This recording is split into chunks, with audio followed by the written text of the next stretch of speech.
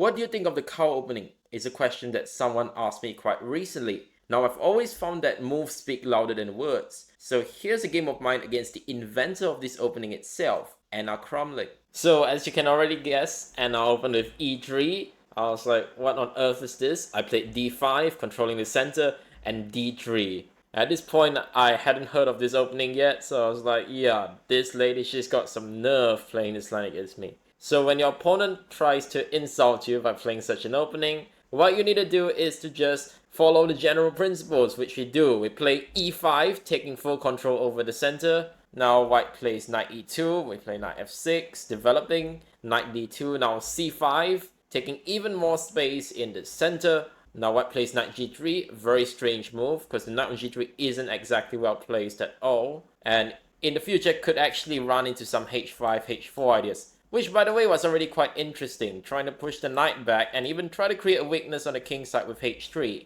But in the game, I decided let's just develop normally. It can't be wrong to simply follow the general principles, so that's what I do. Knight c6, knight b3, and now bishop e7. So my idea is to meet the move e4 with d4 always, since the knight on b3 is really not well placed in those kings in the structures. So white plays bishop e2, castles, bishop e6. Now all our minor pieces are developed, and white now plays e4. Here we play d4, closing up the center, and one reason why I decided to go for this sort of structure is because usually the knight on b3 is very badly placed in this structure. If anything, it should probably be on c4. And with the knight on c4 and the pawn on a4, it would not be that easy for us to make progress on the queen side. But now it's almost asking for me to play b5, c4. Which is why Anna thinks it's necessary to play the move c3, trying to, I don't know, put some pressure on my center. But of course, it's very well defended, so we simply play rook c8, developing yet another piece. Now white plays f4.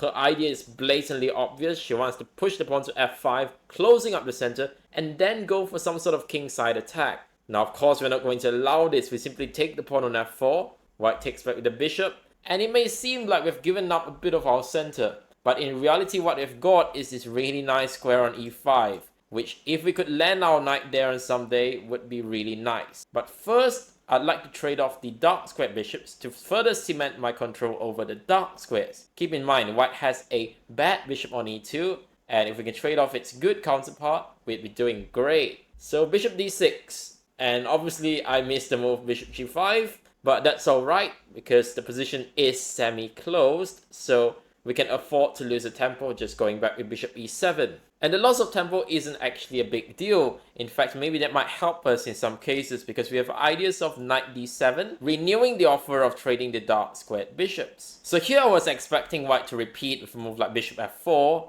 After all, she's much lower rated, so I guess she would be more than fine with a draw, especially after such an opening. But of course, I was not planning to repeat. My idea was to play the move h6, taking control of the g5 square, and now we're ready to play our bishop to d6. And if white plays a move like king h1, we would continue with our plan, playing the move knight d7. And after bishop f4, even a move like bishop g5 is possible, pretty much forcing the trade of dark squared bishops, after which our knight will very happily come into the e5 square, which is a very, very nice outpost. But in the game, she played knight f5, and this may seem like a very aggressive move because white wants to take on e7, but in reality, this actually helps us. Now, the move bishop takes f5 is forced, but it's actually also a very nice positional decision because what I want to get is a position where I have good knights against her bad bishop on e2. And by trading off my bishop for her nice knight, I'm getting closer and closer to that scenario. So if white takes back with the e-pawn, this would get rid of this outpost on e5, but then another outpost would be exposed, and that's this square on e3. So we would simply play a move like knight d5,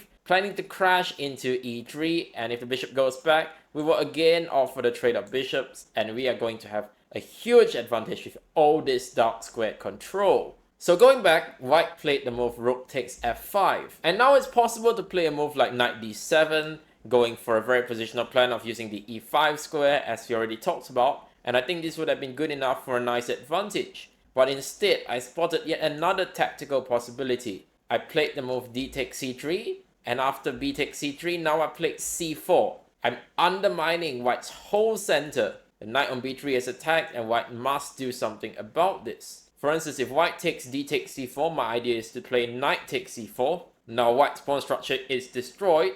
And after queen takes d8, it's very important not to take with a rook because that would allow bishop takes e7 followed by rook e5.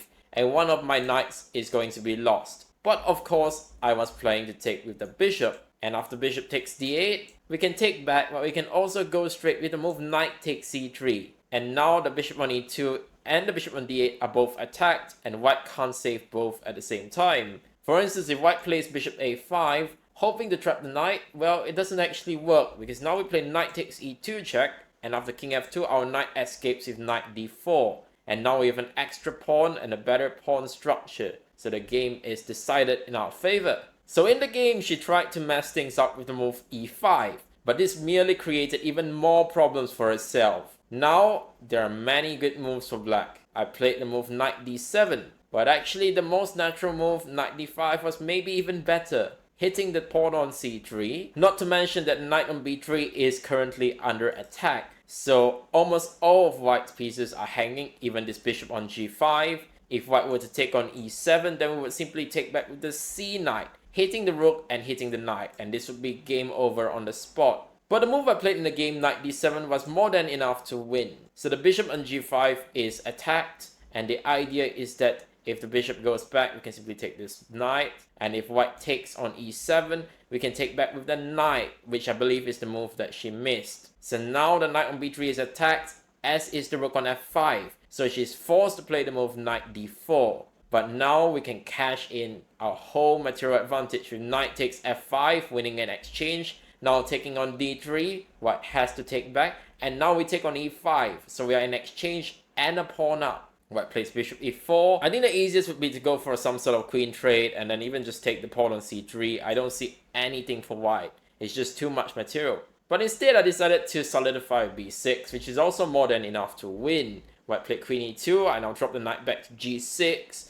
just covering any potential mating ideas. Rook d1, queen c7, and now I just took another pawn. Queen g4, this is all desperation. More trades are of course good for me, and now check and check on e5, and after king h3 check. I repeated once because why not? When you are totally winning, there's no reason not to repeat once, just to give your opponent this tiny sliver of hope. Now king f2 was played, and now queen f4 check, forcing the queen trade. Queen takes, knight takes f4, and now it's game over. White gave a check and knight c6, but of course this is over. We're completely consolidating. Knight e6, rook c7, and now we are probably going to win even more material on the queen side. White's pieces are completely forced back. Rook c5 and rook a5. And the final touch was a piece blunder. I simply took the knight, and after some completely unnecessary moves, I of course ended up